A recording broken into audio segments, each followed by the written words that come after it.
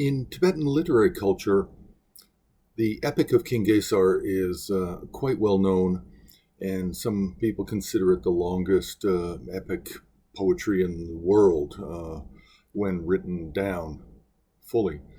Uh, Now, King Gesar, it's not proven that he was a historical figure at all. And there's a lot of debate about this, even in Tibetan circles. So, but also we don't have any early art.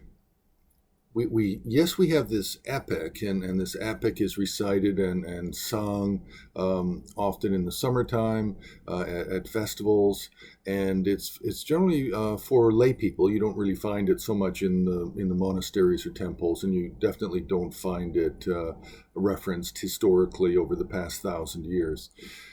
The earliest writings we really have for that mention Gesar is in a ritual text, a smoke offering by Lelong Shepe Dorje. So this is really beginning of the 18th century. Then we have one or two texts in the early 19th century, and then really it's not until the end of the 19th century where we have the great scholar Mipam from East Tibet, and he wrote a number of texts.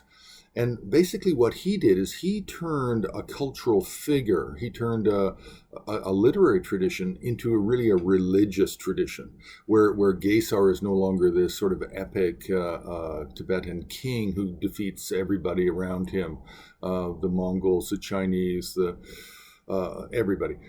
So Mipam changes the fundamental function of Mipam, or he adds to it. So he's adding a very strong religious component, where you have Gesar as an emanation of Padmasambhava and an emanation of the three lords of the world, who are the Manjushri, Lokeshvara, and Vajrapani.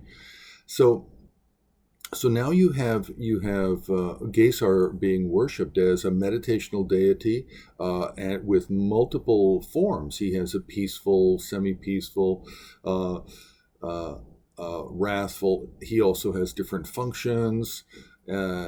He does divination. He does all kinds of things are now put in to this kind of newly formed religious system of Gesar. This is when we begin to see the art. The art appears at the end of the 19th century with the deification of King Gesar as a Buddhist symbol, and an emanation of Padmasambhava.